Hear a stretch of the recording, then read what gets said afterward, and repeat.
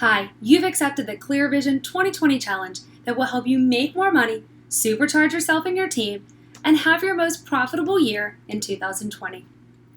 I love this quote from online marketing pioneer Brian Eisenberg. Social media is for reach, email is for revenue.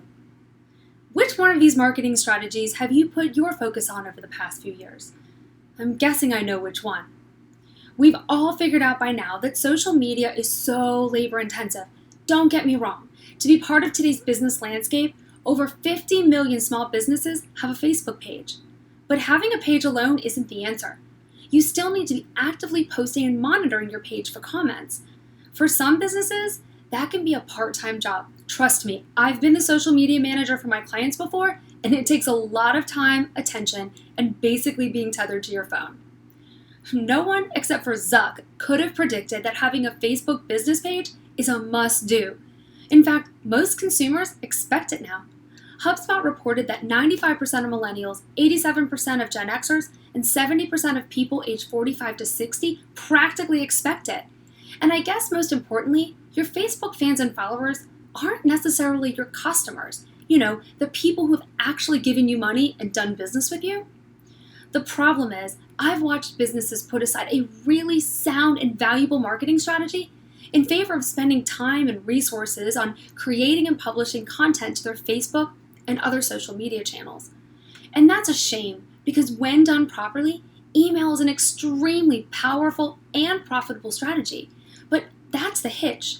You think you have to put out a sale or a discount to create a compelling email campaign, and that just isn't true. We'll discuss a great strategy you can use with email and why you should use it at times other than when you are asking for money. When was the last time you took a good hard look at your email marketing strategy? While it can get a bad rap, email should and can be your number one high-tech tool to retain your customers. And believe me, with an estimated 4.3 billion email users, email isn't dead. Email is low cost and many times free if you have your customers' email addresses on hand. So here's my public service announcement for today. If you aren't actively collecting and updating email addresses in your management and field service software, make it a priority. Start right now.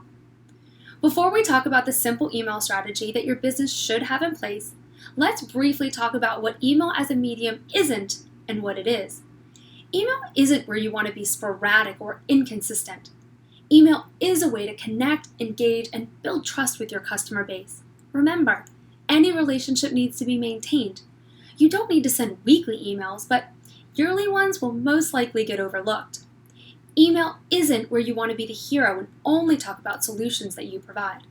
Email is a great place to talk about your customers' problems and be the guide. Remember, when the problem is solved, the story is over, and we all know that there's always a pest problem we can talk about.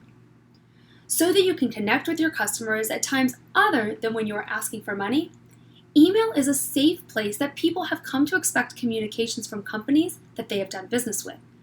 And if you show your customers that you are going to provide them with timely and valuable information, they'll start to view your company differently and you'll foster trust, and they will continue to believe that you can and will help them. So here's the one strategy that you should be using, especially in a seasonal business. You should be sending out at least 12 emails a year that serve your customers with a tip or something that they need to know about pests that are active right now. All you have to do is use one of these subject lines. We've seen a lot of this pest lately, or we bet you don't want to let this pest into your home, or the pest we have gotten X calls about this week alone, and you fill in a legitimate number for X. Leaving people hanging in a subject line will open a story loop in their minds, and they will want to know what you, the pest experts, have been seeing, and they will open that email. So here's your Clear Vision 2020 tip for today. Take a look at how you're using email as a strategy to communicate with your customers.